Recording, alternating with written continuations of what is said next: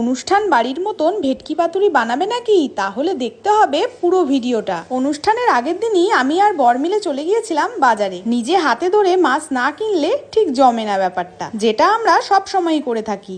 আর order বেশি থাকলে আমাদের মাছ কিন্তু কাটিং আগের দিনই করতে হয়। আর কাটিং করতে এক্সপার্ট আমাদের চন্দনপুকুর বাজারের কালুদা। দাদা কিন্তু আমাদের খুব যত্ন করে মাছের ফিলেগুলো কেটে দেয় আর গুনেও দেয়। বাজার থেকে মাছগুলো কিনে এনে ভালো করে জল দিয়ে ধুয়ে নুন আর ভিনিগার জলে খানিকক্ষণ ভিজিয়ে রাখতে হবে। ততক্ষণ আমরা সমস্ত মশলা বাটাবাটি করে নিলাম। এবার মাছগুলোকে ভালো করে জল ঝরিয়ে তুলে নিয়ে ওর মধ্যে শুকনো করে বেটে রাখা সাদা ও কালো সর্ষে, কিছুটা টক দই, কাসুন্দি, পরিমাণ মতো নুন, চিনি, কাঁচা লঙ্কা বাটা দিয়ে ভালো করে আমরা মিশিয়ে নিচ্ছি। আর দেখো, একটু কালারের জন্য আমরা কিন্তু লঙ্কা গুঁড়োও ব্যবহার করলাম, কারণ লঙ্কা গুঁড়োরও নিজস্ব একটা কালার থাকে। আর যেটা সব থেকে বেশি দরকার, সর্ষের তেল তো দিতেই হবে, যেটা একটু বেশি পরিমাণেই দিতে লাগে। সর্ষের তেল ছাড়া পাতুরি কিন্তু হবেই না।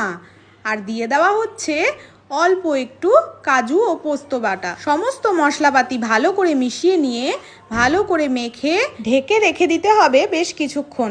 এর থেকে আর কি পদ্ধতিতে রান্না করলে ভালো হয় তোমরা অবশ্যই কমেন্ট করে জানিও।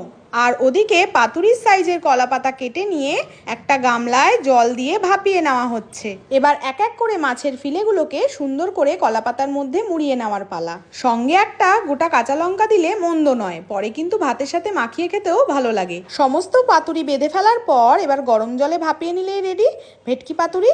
তোমরা কি এভাবে খেতে পছন্দ করো নাকি ভাজাটা পছন্দ করো?